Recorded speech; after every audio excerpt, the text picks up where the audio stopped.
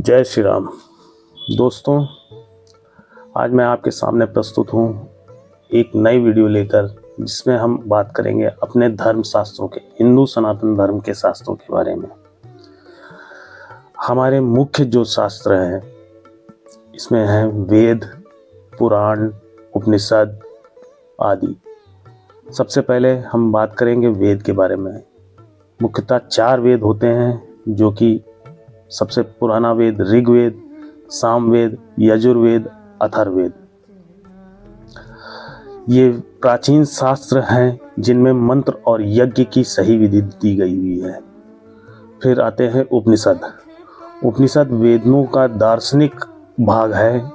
इनमें आत्मा, परमात्मा और ब्रह्म का ज्ञान मिलता है। पुराण 18 प्रकार के पुराण, मुख्य पुराण हैं, जिसमें विष्णु पुराण, ब्रह्म पुराण, भगवत पुराण,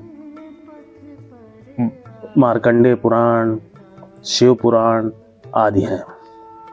फिर आती है रामायण। रामायण वाल्मीकि जी के द्वारा लिखी हुई, वाल्मीकि जी के द्वारा लिखी हुई है, जिसमें श्री राम के जीवन और उनके आदर्शों की कथा है। महाभारत कुरुक्षेत्र में युद्ध और भगवान श्री कृष्ण के गीता उपदेश की कथा है। मनुस्मृति, इसमें सामाजिक जीवन में व्यवहार और जीवन का आचार विचार के बारे में बताया गया है। रामचरितमानस तुलसीदास कृत ऐसा ग्रंथ है जिसमें श्री राम के चरित्र एवं उनके जीवन में कैसे धर्म और सत्य मार्ग पर चलना है, इसके बारे में बताया गया है। ये मुख्य हमारे धर्मशास्त्र हैं। इनके बारे में आप विस्तृत तौर से जानना चाहते हैं, इसके बारे में मैं अगली वीडियो आपको कभी बना के दूंगा। हिंदू शास्त्रों का उद्देश्य क्या होता है? हिंदू शास्त्रों का उद्देश्य है सत्य और धर्म की स्थापना करना, मनुष्य को मोक्ष की ओर ले जाना। जीवन के 4 पुरुषार्थ धर्म होते हैं: अर्थ, काम, मोक्ष की प्राप्ति, साथ में धर्म भी है। अर्थ, धर्म, काम, मोक्ष की प्राप्ति कराना, ये हिंदू शास्त्रों का मुख्य उद्देश्य है। इससे हम कैसे भी अपने जो है धर्म शास्त्रों से यही जान सकते हैं कि कैसे हम अपने जीवन को अच्छा सुदृढ़ बनाएं और धर्म, काम, मोक्ष और काम की प्राप्ति करें। ऋग्वेद के बारे में। ऋग्वेद एक प्राचीन ग्रंथ है जो बहुत पहले लिखा गया हुआ था। ऋग्वेद में मुख्यतः प्राचीन भारत समाज के संस्कृति, धर्म, प्रकृति, ब्रह्मांड की रचना, देवताओं की स्तुति, यज्ञ, जीवन की कला, चिकित्सा और ज्ञान के अनेक पहलुओं का वाद्यात्मक रूप से प्रस्तुत किया गया है। इसमें 10 मंडल, 1208 सूक्त और लगभग 11,000 मंत्र हैं। ऋग्वेद प्रमुखता इच्छावसु देवताओं का स्तवन है। मुख्यतः इंद्रदेव, अग्निदेव, वरुण, सोमदेव, अश्विनी कुमारों का गुणगान, उनकी शक्तियों और कीर्तियों की प्रशंसा, प्राकृतिक वर्णन, सूर्य, पृथ्वी, जल, वायु और नदियों का प्राकृतिक वर्णन, सरस्वती, सिंधु, गंगा जैसी नदियों का संदर्भ, समाज और राजनीति, आर्यों के जीवन की और उनकी राजनीतिक व्यवस्था, राजा का पद, सामाजिक वर्ग और व्यवसायों का उल्लेख, दार्शनिक विचार, एकेश्वर और बहुदेवों का वाद विवाद दोनों का उल्लेख, नषदीय सूक्त में ब्रह्मांड की उत्पत्ति व निर्गुण ब्रह्म की चर्चा पर विचार,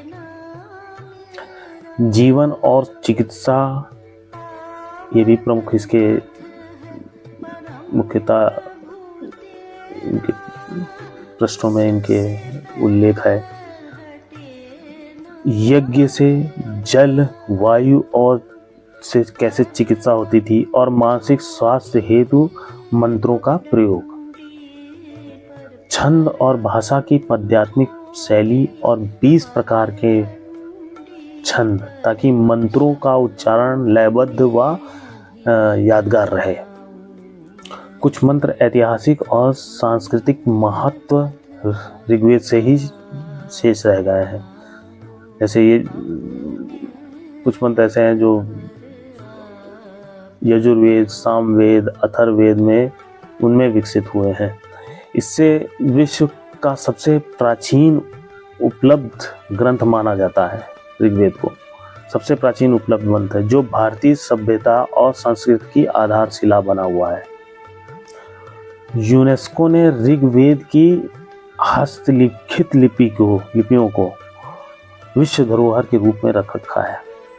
संक्षेप में ऋग्वेद में धर्म, समाज की प्रकृति, ब्रह्मांड, जीवन, विचार और देव स्तुति का समावेश है, जो आज भी भारतीय संस्कृति का मूल बना हुआ है। ये एक संक्षिप्त परिचय था ऋग्वेद के बारे में, और भी विस्तृत परिचय मैं कभी आपको दूंगा, लेकिन हमारा ये उद्देश्य है कि आप हमारे ग्रंथों का सम्मान करें। हमारे हिंदू धर्म के, सनातन धर्म के सारे युवा वर्ग से मेरी आपसे प्रार्थना है कि जो है आप अपने जो है वेदों का अध्ययन करें, गूढ़ता से अध्ययन करें।